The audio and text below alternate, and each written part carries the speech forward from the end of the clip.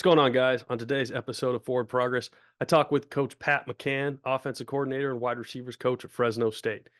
He talks a little bit about being an OC as a wide receivers coach, keeping consistency and leadership in tough situations, and key lessons he's learned from Jeff Tedford. So sit back, relax, and enjoy some Forward Progress.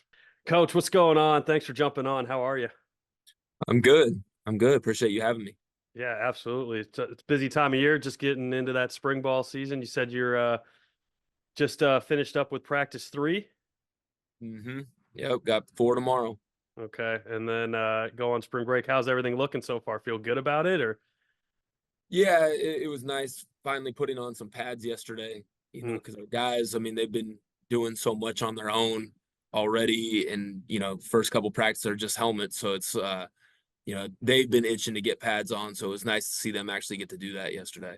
yeah, nice. Now, without obviously getting too much into scheme or anything, don't want you to give away any secrets, but are you working on new stuff right now, or is it all kind of review for the most part, or what's it like for you guys? I would say it's probably more, what are we investing in? Mm, I'd say that, there may be certain things that we're kind of steering towards that. I wouldn't say it's new, but just probably where's our investment going as far as where do we need to get better at, or where do we think we have a chance to be really good at, mhm. and that's really kind of where we've sank our first few days focus into. Awesome. Yeah, I gotcha. So for you, it's kind of you're going into your second year as an OC there at Fresno State. Little bit of a unique situation, I guess. Normally, when you see OCs, it's usually the typical position is usually quarterbacks or O line, right? That's usually traditionally where OCs end up gravitating to. You are coaching the wide receivers there. How is that for you? Like, do you feel like there's an advantage to being a wide receivers coach as an OC as opposed to being QBs and O line, or what type of benefits do you think it gives you? What are some disadvantages? How have you liked navigating being a wide receivers coach and offensive coordinator? I think that uh, naturally you want to be able to be with the quarterback, because I think that ultimately they are the ones that you want to affect the offense through that guy. Mm, Ultimately, I think, right. uh, and I think one of the things that probably helps our situation is our quarterbacks coach Matt Wade is really good, and uh, we have a really good working relationship. So he's a good coach, and we work well together. So I think that allows us to ultimately it allows us to kind of lend to our strengths, just as far as I'm a receiver guy and he's a more of a quarterback guy. And so Hmm. I think that that's probably the big thing, is probably less about comfort zones and more about like what's our strengths and what gives us our best chance. But the working relationship is what I think allows that. uh because I think there's a mutual level of respect there, and there's no egos involved with it. And Right. again, I think that that's probably what allows for that. I think that one of the things that I think is good is ultimately there's upwards of 4 receivers on the field at any given Mm, time. So I am coaching a big part of the group that's on the field, right. and a big part of what we do, whether it's throwing the ball or their involvement from a run game standpoint. So the positives is I do have a chance to really look at a big picture. Hmm. The negatives is that I'm not with the quarterback. I have to be very intentional about getting with the quarterback and how am I going to affect him so he and I are on the same page. And so I know what he likes, what he's good at. He knows what I like based off of situations, or whatever. Right. And so the disadvantage is you have to be so intentional about creating time to go get with the position that's the most critical to making things go across the board. So there's strengths in there. There's positives and negatives to it. I think it's good if you can work with the guy that is coaching the quarterbacks. Yeah. Uh, Do you have to have you found yourself that you've got to set up separate meeting times that you'll actually sit down and maybe not necessarily watch practice, but are you going over film with them, or is it more like, hey, what do you like out of the script this week? How do you handle that aspect of it then to get kind of on like pace kind with the QBs? Yeah, kind of all that. There will be certain things that, I'll make sure like, hey, I want to make sure you've seen this. So we'll talk about certain things film wise. Uh I'll meet with the quarterbacks starting on Wednesday after so we practice in the morning, and then when we meet again later in the day, I'll meet with them after meetings on Wednesdays just to make sure that we start going through the call sheet. And when we comb through it, we go box by box, formation by formation, situation by situation, and then we'll do the same thing following the red zone. Uh, if we travel, I sit on the plane next to our quarterback. Whoever's the starting quarterback sits next to me on the plane. So if there's something we can talk about it. So I mean, I do carve out time really starting on Wednesday, uh, and we are very intentional about that. We have a distinct meeting that we do on Wednesdays that involves me, the quarterbacks coach, and the quarterbacks, and all of them are in there. And Mm-hmm. the more involved you are as a quarterback, the more voice you have in that meeting. But we're very intentional about that. Yeah. Yeah, that's good. I mean, it's definitely important that you know what they're thinking and what they feel comfortable with. I know one thing when I was working with QBs, I'd always have on my game plan. All right, here, what are your favorite plays in this zone? And then I'd give it, give the game plan to the QBs that they mark the plays they like, and then that way you have an idea of what is the starter like, what is the backup like, what that way if you get into that situation, all right, here are some go-to plays I can go with those guys. But that's super important. Obviously, as a QB's coach, you're doing that every day, but for you, that's got to be an extra piece that you got to add in there. You So got to now, be what's that? got to be intentional about it. Yeah, absolutely, absolutely. So now, been at Fresno State. This was your second season there. Um, First year as a coordinator. Coach Tedford, obviously a pretty big offensive guy there. How is it being an offensive coordinator for a head coach that's on the same side of the ball? As a coordinator, I was always fortunate. The head guy I always worked for when I was a coordinator was always on the other side of the ball. So you kind of get free reign. So I never actually had to deal with that. How do you handle that? How is it working with someone like that that obviously has that level of experience? And now you're trying to make sure that you keep things on track. Yeah, it's funny. I've worked for mostly offensive head coaches to this Okay. point. Worked for Mark Farley at Northern Iowa was the one true defensive guy. And my original the head coach I worked for my first job, Rob Talley, he was a defensive guy, and then he actually switched over and started helping on offense with us too. I think one of the things that uh, I'm incredibly fortunate on with Coach Tedford is his level of experience and his level of expertise and everything about him. I mean, he's one of the best offensive coaches in college football over the last 3 decades. I Right. mean, he is. Right. And his ability to provide input, kind of almost be checks and balances a little bit. He has an incredible ability to kind of, whether it's punch holes or anticipate problems, but at the same time, he's not overbearing at all. Mm. I mean, he really lets me do my job, and where he could easily be looking over my shoulder all the time. And he'll if he's got a problem with something or he sees an issue with something, he does not hesitate to bring it up. I mean, he's instantly, I mean, the first thing we're going to talk about after practice, hey, what are we telling the left guard on this protection if they do this, or Yeah. whatever. But at the same time, he like, I don't feel handcuffed. I don't feel that from him. I think he has an incredible ability to provide guidance when guidance is needed. But at the same time, and he's involved. He comes in game weeks, a lot of ideas, but there's no pressure to put stuff in. Hmm. He'll come in and he'll give me ideas, and then he'll come in the next day and go, hey, so what made it? So he is, from a mentorship standpoint, I'm incredibly fortunate, like Yeah. so fortunate. It's a blessing, and that's the thing. Everybody always asks me because I mean, it's Jeff Tedford Right. and it's him as a coordinator, as a play caller, as a quarterback coach. Uh, but I couldn't ask for somebody better as far as the mentorship, because he lets me do things, lets me do my job, and if he He has an incredible ability to anticipate problems, though, Hmm. and making sure we're prepared for situations and stuff. So he's been great, and I've heard the horror stories about that, Yeah. but at the same time, I mean, he's been awesome. And again, I'm just blessed because he's really there's a reason why he's really good. Yeah. Yeah. No, that's got to be awesome to have him as a sounding board, a guy that you can go to and lean on if there's questions that you have, or if you come across something that you're just not quite sure to handle. I'm sure he's seen just about everything in his career. So it's probably nice to have that guy. It's great, and even if there's something that, maybe we want to try something in spring ball and it's like, hey, we're thinking about doing this, and he'll put some thought into it and they'll go, hey, you got to be careful about this, or Yeah.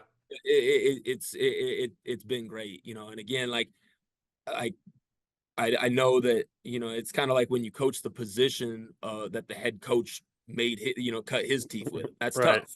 Yeah. Like that's tough. It's tough to be when the head coach is a running backs guy and you coach the running backs. Like Yeah. that's tough. But uh, I just think that is uh probably a challenge for a lot of head coaches to give to give the keys to the car on that side of the ball that they kind of made their name off of. They're a head Yeah. coach for a reason, Right. and Right. so, uh, but again, and maybe it's that, just kind of the time in coach's career, but it's just, it's been great for me.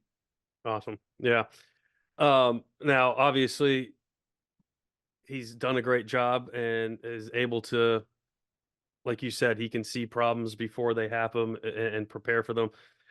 Let's take us back to 2022. You guys, your first year there, you guys start off 1-4, and probably the future, or the light at the end of the tunnel probably was pretty dim at that point. And then you guys rattle off 9 wins. You end up winning a conference championship and winning a bowl game. What was it like during that experience? How do you keep a team together? What are the things that you guys did to flip that switch and then just go on a roll and finish so strong? Because there's not a lot of teams, even talented teams. You go 1-4 and then you turn around and rattle off 9 straight wins. There's not a lot of teams that are doing that. How did you guys manage to find a way to turn that around, flip that switch, and then keep guys progressing once you started getting that success? That was the most fun season I've ever had in my life. And at one point, after the first 5 games, it was trending towards the worst season I'd had in my life. Yeah, right. And people ask that question. I think that's a great question because uh, there's we were the preseason favorites by the media, by the coaches. I mean, we had our quarterback Jake Haener, who's a 4th-round pick by the Saints. I mean, he was coming back. We had 2 receivers that are in the NFL now, and a third one that got a mini camp tryout. We had a running back in the NFL. Our tight ends were good. We had a bunch of O linemen back. Our defense was really good. We were the preseason favorites, and Yeah. so we the first thing that happened was we went toe to toe with Oregon State, who I think finished in the top 15 in the country or whatever that year. And they beat us on the last. We took the lead with about a minute left, and then they went down and scored with no time on the clock to win the game. And they go on, and I think they were a 10-win team that year too. Mm. So that was the first loss. Then we go and we play USC. We lose our quarterback. That was the second loss. And then we went out to UConn. We lose that one, and UConn wasn't. UConn was had a decent year that year, but that we go out there and we lose out there across the country. That was a tough one because we just kind of laid an egg Yeah. on offense, and then we end up losing to Boise uh, the following week. Backup quarterback still in there. We lose to Boise, and we come in that Sunday, and we're 1-4, and very easily felt like we should at least be probably 3-2. With the Oregon State and UConn game, but we're 1-4, and we walk in the staff room, and I'll never forget it. I mean, Coach Tedford, the first thing he says to us, he goes, "Man, like this sucks." And but it wasn't an overreaction. I think a lot Yeah. of head coaches at that time would walk in there and it'd be like the sky is falling. You guys Yeah. aren't doing your jobs. I need more. I mean, Banging I tables, throwing things, getting, yeah, you yeah. know, like as if they're way better than all the rest of us, and you know, and that it's our fault, you know. And but he came in, and I'll never forget it. He said, "You guys, if we don't pick our heads up, they won't." Hmm. That was in the staff meeting. Half hour later, we walk in the team meeting, and he goes, "Guys, I'm telling you right now, the Mountain West champions are sitting in this room." Wow. And we just went into meetings. We went on. We didn't change the practice schedule. We didn't change anything. We maybe just said, you know what, hey, let's tighten the screws on some of the drills, making sure we're running drill to drill, you know, that ball security, make sure we got, you know, that we're doing those things. But we didn't change. We didn't Hmm. coach different. We didn't start yelling more. Coach didn't start. I mean, he literally said to the team, the Mountain West champions are sitting in this room. Hmm. And then we go in, we play San Jose, and San Jose was rolling that at that time. Like they were 4-1, I think. They were one of the hottest teams in the Mountain West. They come to our place, we beat them. We go beat New Mexico.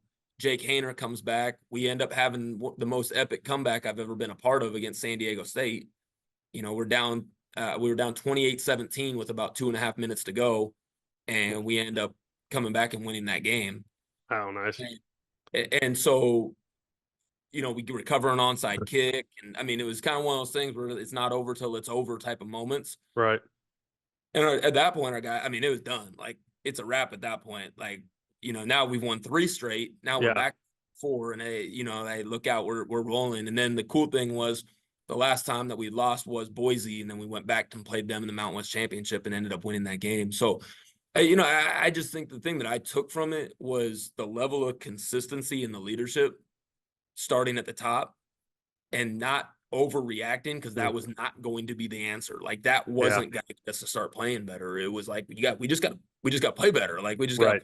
you know, like it's not, you know, You it's have, not you make or have the break. ability, you just got to put Yeah, it together. And I yeah. think that's a great lesson in, you know, like you said, not overreacting. You don't have to reinvent the wheel. Sometimes it takes a little while for a team to start gelling and you know, hitting their stride a little bit. And coming into a season where you have those expectations and you start off 1-4, it's very easy to then potentially lose that team because they thought they were going to be up here. They started slow.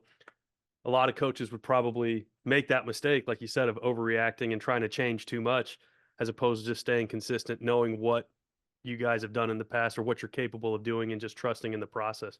I think that's a great lesson It in doing was that. it was amazing. And I think what it taught me though was that the consistency and leadership starts at the top, and we didn't feel like we had to change because Hmm. the head coach was so consistent. And so, hey, we're on the right track. We have good players. We have good coaches.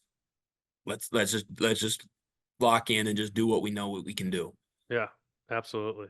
No, that's a great lesson, great story. And I'm sure that's something that, you know, down the road when you're a head coach, hopefully you'll be able to utilize that to your advantage Mm-hmm. um, in a future situation. So I kind of want to take it back to kind of your early days, you know, going back to your experiences in OC. You kind of jumped into that coordinator world in from an offensive coordinator standpoint in a little bit of a different manner than most people would. I know when you were back at Stonehill, you were thrown into the fire mid-season. Talk to me about that. And I know it wasn't the first time or that was the first time, but it wasn't the only time that happened to you. But what was it like that first time when you mid-season, hey, you're going to be the OC moving forward? How do you handle that situation? What's the thought process? How do you get yourself squared away and put yourself in a position to be successful? So actually, the way that one happened was that was actually in June. Okay. So our coordinator, we went through spring ball. We're in kind of the period of May recruiting, stuff like that, and the coordinator had a chance to go. You know, kind of he had, you know, just as far as making sure that just got back into a situation that was a little bit better for his family and made the move. So that was in June. And I would say the first thing as far as that goes was, one, I didn't really know what I didn't know. You know, like Yeah. it's kind of like I had these visions of what I think I would do, and then all of a sudden it's like, oh shoot, like it's time to go. The first thing was I had to figure out, okay, what is worth changing and what's worth not changing in for the sake of the players. And I'll kind of die on this hill. Like, to me, I think it's easier for one person to change than it is for 50 guys to change. Right. And so the first thing was like, okay, what do I feel needs to change for us to play better? And what can we just leave the same or tweak or whatever, so that way it's not totally new for the players. And so that was probably the first thing that I kind of took from that, because that was in June. We go in July, I'm still like doing playbook stuff, as far as those things, and probably tried to do almost too much. We did some cool stuff. We threw the ball better than Stonehill had ever thrown it before that year. We did some cool stuff. But at the same time, I reflect back on that. I'm like, man, like I didn't know football like the way that I thought that I knew football. Right. So that was probably the biggest takeaway, is like, man, like what should I change? What should I not change? And then like, okay, like what do I actually know? Like, what am I an expert in? Right. That way we can actually be good at it. And then you kind of went through some similar situations at a couple of your other stops, correct? Now, those I think were, was it Northern Iowa where you were kind of thrown in late in the season? Yeah, Northern Iowa and Eastern Washington. Right. So that was those were circumstances where, Northern Iowa, I basically took over as the play caller for the last couple of weeks. Okay. Didn't end up becoming like really kind of the actual coordinator. Okay. And then at Eastern Washington, I did take over as the coordinator and until I was hired at Fresno. Okay. And so how was that? How do you handle when you're just the play caller, and then how do you handle when you are the coordinator? How did you kind of wrap your mind around those situations? Because at Northern Iowa, if I'm not mistaken, you started taking over play calling duties, and then you guys went into the playoffs. Is that correct there? Yeah. And Yeah. then same thing at Eastern Washington as well, right? Yeah. So obviously you're pressure situations. You're obviously a good squad at both places. You have a chance to be successful. How do you handle that type of pressure when you're kind of thrown into that mix and now they're asking you to get things taken care of? So the first thing I will say to that is, as a coach, the amount of times that we preach to our players, and especially the backups, is you never know when your opportunity is going to come. You got to be ready. You got to be ready. You got to be ready. Right. And in both circumstances, like, that's really what it was. Like, I always kind of prepared and approached things like I wanted to understand the system, so that I'm not just the receivers coach. Like, if things hit the fan and like I'm the guy, like, like I have had aspirations of being a coordinator for a long time. Mm-hmm. And I always say this: everybody wants to be the play caller until they actually are calling plays, and it's either going well or it's not. And Right. it's fun when it's going well, and when it's not, like, like, I think that's one of the things, that everybody wants to be the coordinator until it's not going well. Yep. When it's not And going well, a lot of fingers start pointing your way. yeah, and you got to be able to take that, Yep.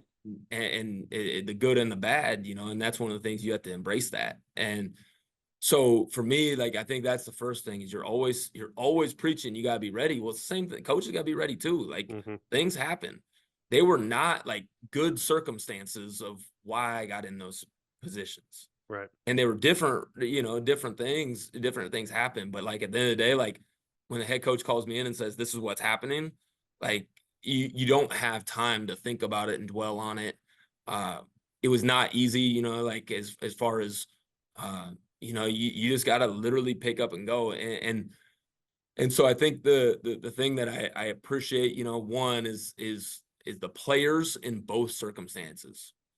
They rallied around me, Mm-hmm. and I wasn't dealing with behavioral stuff. I wasn't dealing with guys, being on time to things and all that. Like, they locked in and they were good, like, they practiced hard. They paid attention, like, the players were awesome during that time. So I think that's one thing, is that, that helped me, was that the players really they embraced the change and ran with it with me. Yeah. Uh, but at the end of the day, like I didn't. You don't have time to think about it. You don't have Right. time to sit there and go, "Oh my gosh, what am I gonna do?" Like you just figure it out and you do it. And uh, so again, it was kind of the same things though. It's like, okay, like, do I want to use the same call sheet or not? Do I Mm. want to use the call sheet that the players are used to? Well, I don't. I'm not changing the offense, so I Right. don't have to use the call sheet. Yeah. It needs to get my brain right. Yeah. Like what what style of play, like, like, hey, we're, like I can't change who we are, so I've got to embrace and kind of adapt to, kind of who we are. And so I think that the big thing is you just got to always be ready. The one thing I will say too is COVID. In when we went through COVID at Eastern Washington, we had kind of like a COVID depth chart. Mm-hmm. It was kind of like, okay, hey, if the offensive coordinator is down with COVID, Yeah. who's calling the plays? If the defensive coordinator is down, who's calling the defense? Well, I was the offensive guy. Yeah. So I went into every game starting in 2020 in that spring season, I guess, spring of 21. I went into every game like I might have to call this game. Right. Okay. Well, I looked and studied the call sheet. I studied the game plan as if I was calling it on Saturday, Mm-hmm. because all of a sudden we go in for a COVID test on Wednesday and shoes out. I got to be ready to go. Right. And so that's how I started approaching it anyways. And so then when we hit UC Davis in week 10 of the season in 2021, and they were number 4 in the country, we're number 6 in the country, and there's a lot of playoff implications riding on this game, and that's the Right. first game I'm calling it. But I've been preparing all season as if like Yeah. this could be the game that I got to start calling. Uh, and so that'd probably be my biggest thing though. You got to always be ready. Yeah. Right.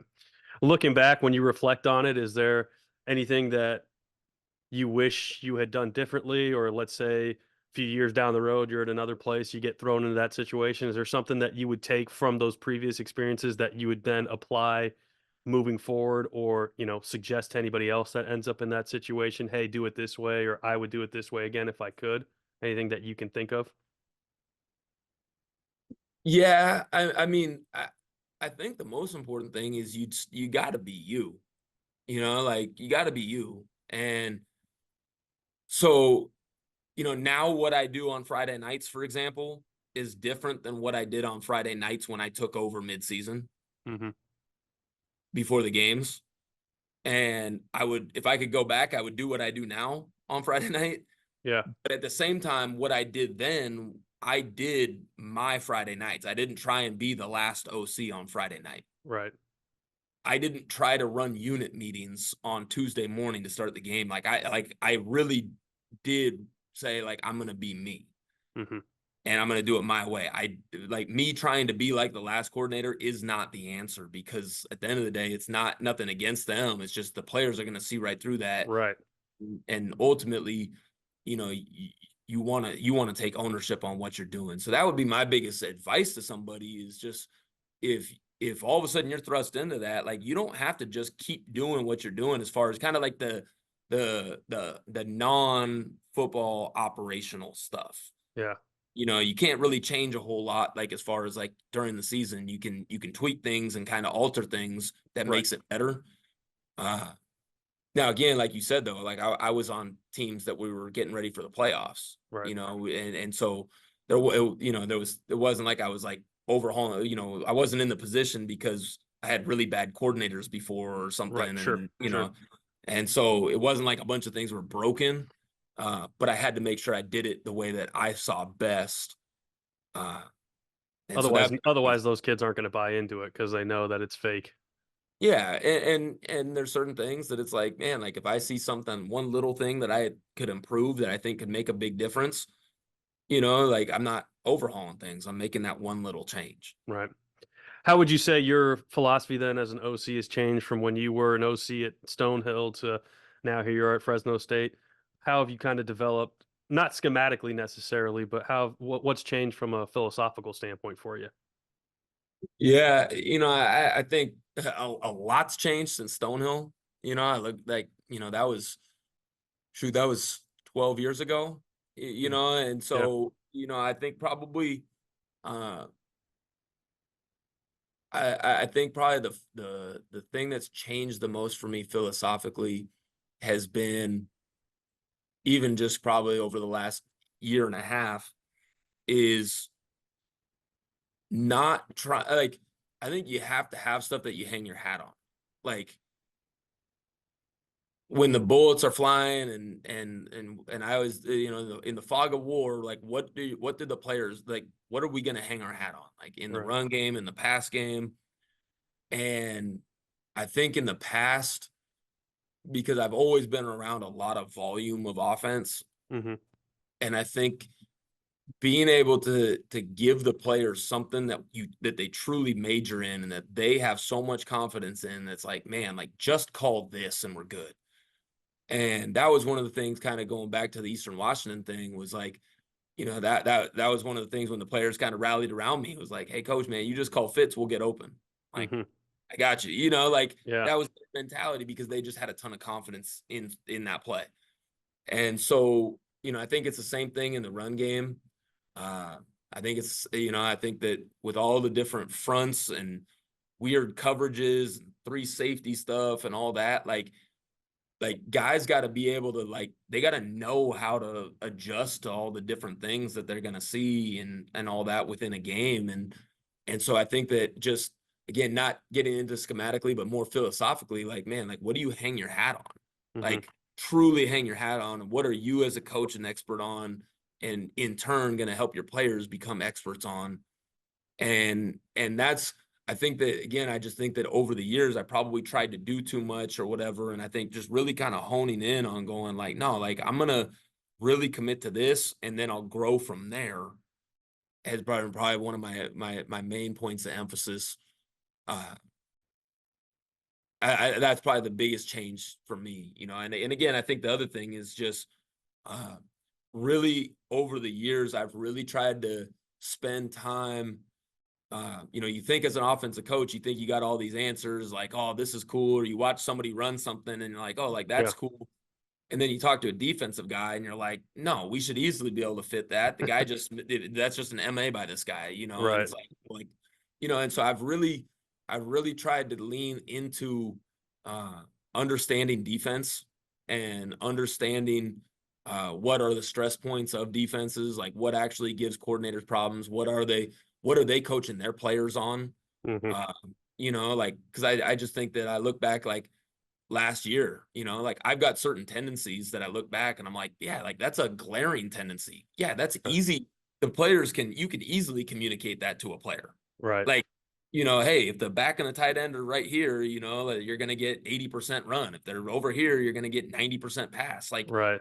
I've got those glaring tendencies. You can get that to a player. Yeah. Like, they can remember that in the game on Saturday night and go, oh man, like, I know this, their high pass percentage right here. Yeah. Yeah. No, yeah, that was definitely spending time as both an offensive coordinator and a defensive coordinator. That was probably one of the best experiences I had, because you just see that other perspective. And now when when I spent a bunch of time on offense, then actually my first coordinator job came as a DC, and then finally made my way back around to being offensive coordinator. And the way I saw it was so different, just because I could always lean back on, well, how did I game plan as a defensive coordinator? What was I looking for? What was I trying to find? And so as an offensive coordinator, I can sit there and be like, okay, I got to hide this tendency, because if I do this, they're going to pick up on it if I don't have whatever change up off of it, whether it's run to pass, or running it this way and making sure we have a run to the opposite side, whatever it might be.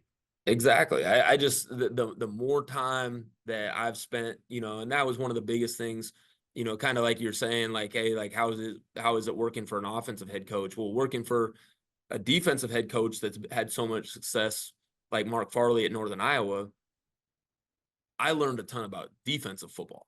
Mm, And he'd come in and he'd meet with the offense and educate us on the other side of the ball. yeah. He'd go, hey, like, we're doing this, but, like, this is not that hard on us. But if we did this is schematically hard. So I think that's one of the big things, just, trying to spend time philosophically myself, going, like, okay, like, is what we're doing actually stressful on a defense, or Right. how does that create advantages for us, as opposed to just running plays? Right. Like I think like having a system of stuff that makes sense and schematically sound and stressful from a defensive standpoint.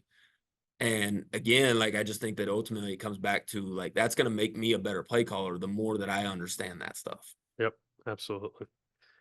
Well, awesome. Well, before we wrap up, Coach, got to ask the question here. So, what does forward progress look like for you over the next 1 to 2 months? Obviously, in spring ball, so that's definitely going to be a big meat of it for you in terms of what you're trying to accomplish. But what would you like to see happen over that next 1 to 2 month time frame to feel like you've made good progress and that the team is moving in the right direction to have the success you want to see in the fall?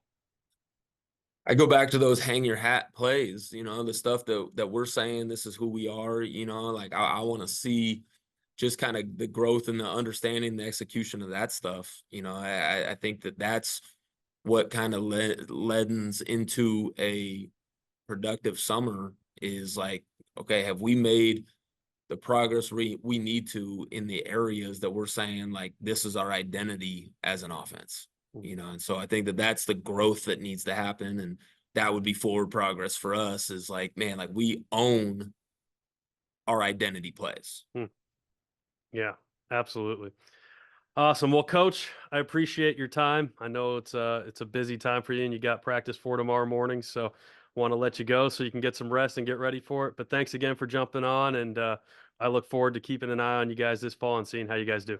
Awesome, I appreciate it. Awesome. Thanks. See you guys later.